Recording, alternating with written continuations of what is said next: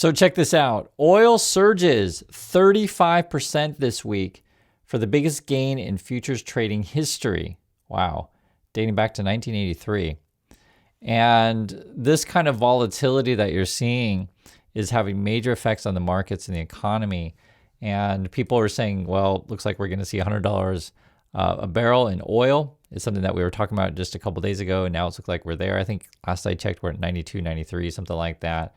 At the moment, Trump is meeting with weapons people, saying basically we're going to quadruple production. And this kind of confirms what they were talking about before, when there's a lot of rumors coming out that we're having munition shortages. We're running out, basically. Now, according to Trump, because they said before we have unlimited, but if that were true, then why are we quadrupling production? This is from Trump. He says, we have just concluded a very good meeting with the largest U.S. defense manufacturing companies where we discussed production and production schedules. Okay. They have agreed to quadruple production of the, quote, exquisite class weaponry, whatever that means, exquisite class, and that we want to reach as rapidly as possible the highest levels of quantity. Expansion began 3 months prior to the meeting and plans production. Many of these weapons are already underway. We have a virtually unlimited supply, oh, there he goes again, unlimited supply of medium and upper grade munitions, which we are using as an example in Iran and recently used in Venezuela. Regardless, however, we have also increased orders at these levels. The companies represented were, you got CEOs at BAE, Boeing, Honeywell, L3 Harris Missile Solutions, Lockheed, Northrop Grumman, and Raytheon. The meeting concluded with another meeting scheduled in 2 months. States all over the country are bidding for these new plants. Thank you for attention to this matter. And this basically tells you what the economy is focused on is weapon production, right? The military industrial complex. And I always tell you guys the same thing. This is why your life doesn't get better. We funnel all this money into wars, right? Often foreign lands. We're trying to make people like Elon Musk richer because Musk is going to try to get some of these contracts along with these companies. We don't have enough money for our post office, our roads. We don't have enough money for schools, healthcare, whatever. But we always got enough money for more weapons, right? That's USA. And just got to make this really clear, because sometimes the MAGA people, they don't think in this way. They think, oh no, but Trump told me we got to go to Iran. We got to go fight over there, right? And while that's going on, I want to show you guys this. There appears to be some real money problems going on. Investors poured billions into private credit. Now many want their money back.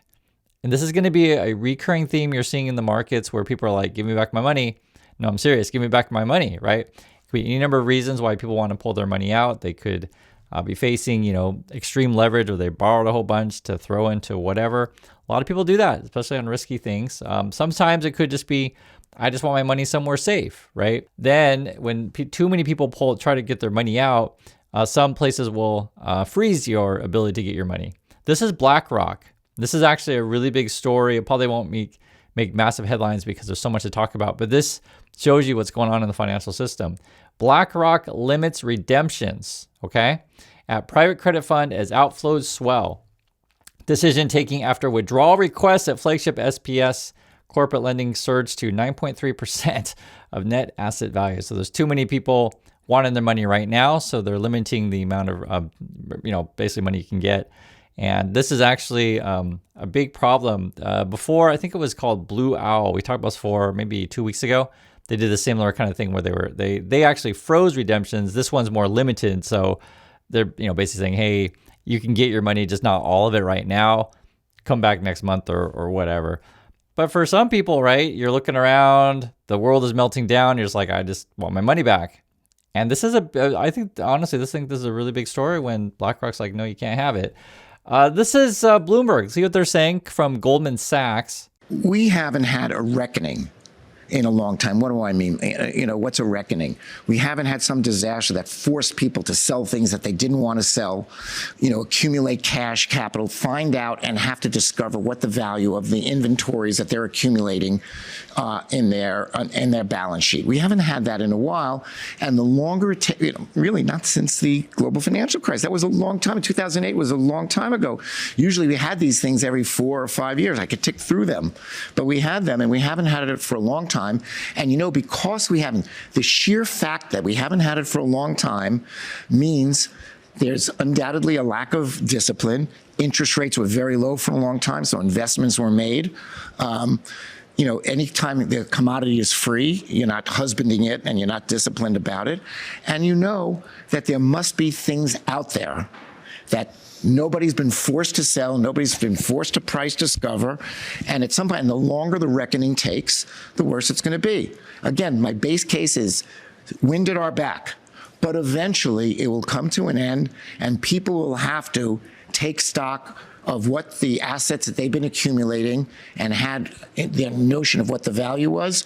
Those things are going to have to pour into the market, probably at the least convenient time. At the least convenient time. And he said a lot of things there, but the basic gist of it is, guys, we haven't had a major crash since 2008, and we're due for one. That's what I'm basically hearing from what he's saying. And when you go for a long time without a big crash, people get overconfident. People borrow a bunch of money, right? Interest rates have been low for a long time. So you just borrow, throw it into your Bitcoins, your cryptos, your crazy Tesla stocks or whatever. And you heard it with your, you heard it for yourself. If you haven't done it for a long time, expect a big crash, and then put that together with people are starting to pull their money out and BlackRock saying, no, you can't have it all right now. It's concerning. And then, so what else is going on? People are fighting over to get their money back. This is with the tariffs. U.S. companies denied refunds on Trump's illegal tariffs. Okay. So just think about how you'd feel. And many of you may work at a company like this now to where, your company paid tariffs, or you, the consumer, you paid the tariffs, right? You know that what Trump did was illegal. So I think it's pretty natural to want your money back. And so what they're doing is they're slow walking it, basically. And will they ever get your money back? I mean, that you're dealing with the Trump people here, so I can't answer that one. I'll just tell you what it says. The U.S. government has declined to refund tariffs, okay? The Supreme Court has ruled illegal, so why are you doing that? According to people familiar with the matter, as the Trump administration tries to hold on to as much as $150 billion in disputed levies. So that's what we're talking about here. People want their money back, $150 billion worth, and the Trumpers are trying to hold that money. And that money may be gone. I'll be frank with you on that one also, so...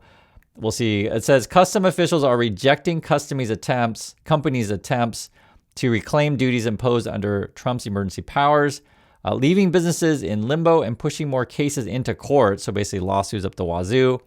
Companies have been unsure how to claim back money paid. So what process is it? I can get the money. It says part of the process is called the post-summary correction. And if any of you are at a company that's trying to get your money back from these illegal tariffs that you paid to Trump, let me know if you've heard about this language. Again, post-summary post-summary correction. And then here's a quote here. It says, we believe that companies that pay the IEEPA tariffs are entitled to a refund. Okay, that's coming from a trade lawyer, Ted Murphy. Quote, how that refund gets effectuated, we don't know.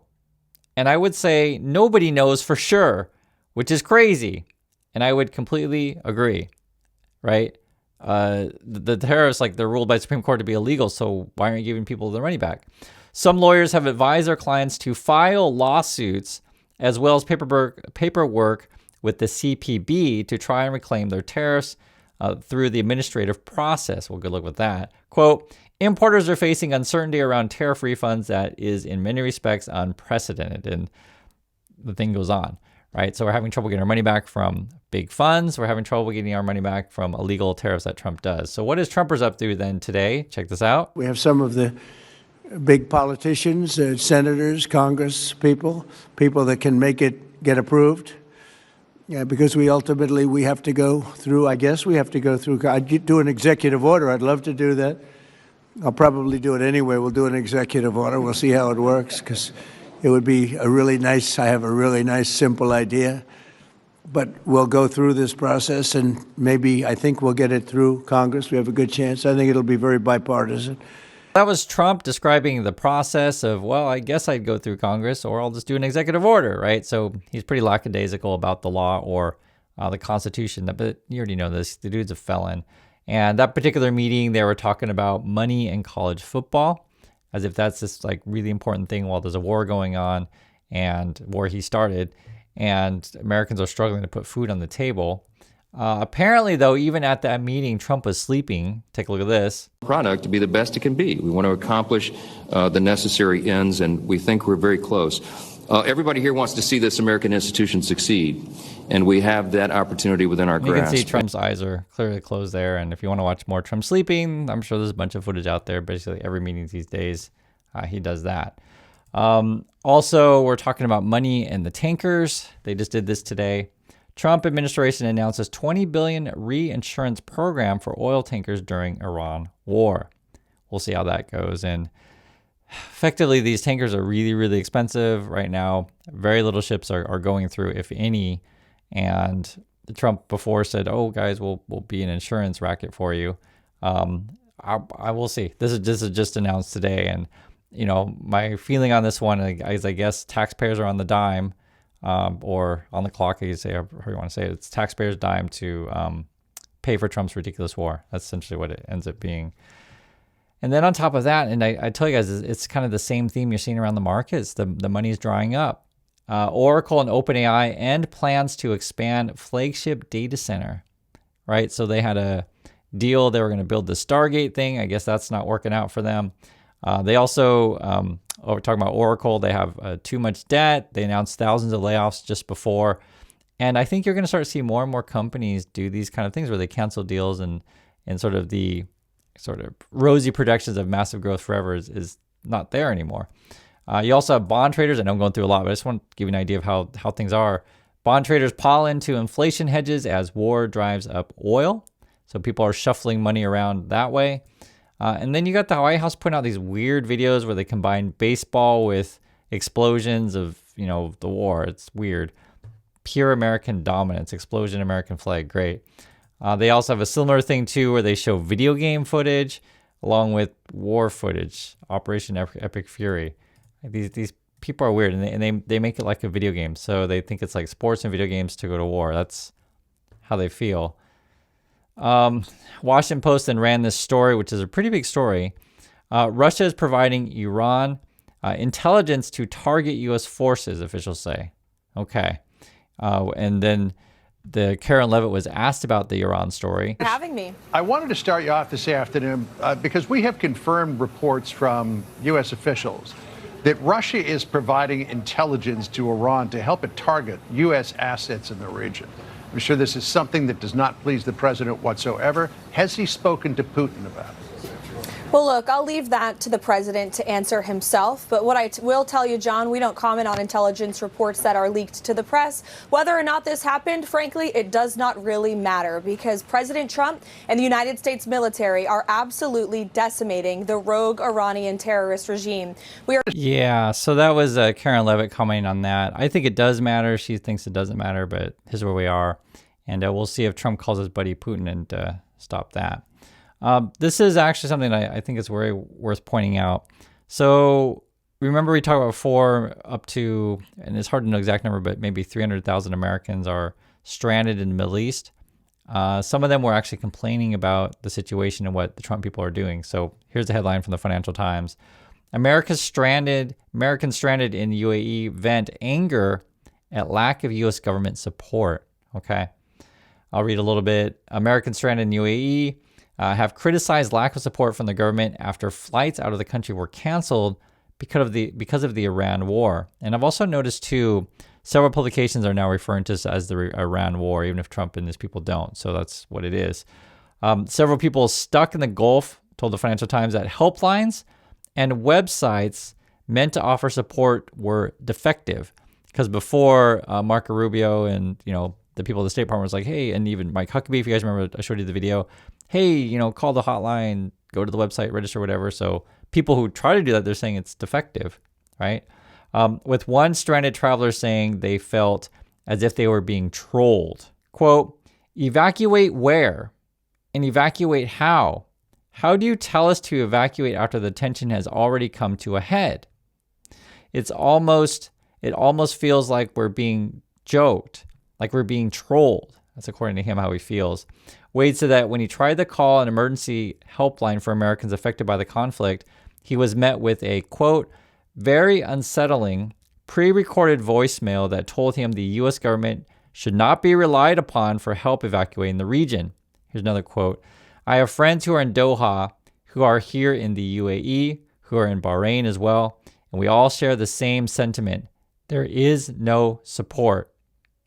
And that's how people are feeling abroad. I'm sure it's pretty same how people are feeling at home. And this is what we're faced with. And not only do you have, Trump and his people basically not helping just your average American person, people at the top are also fighting each other for their money. And it's just a mess. I'm just telling you what it is.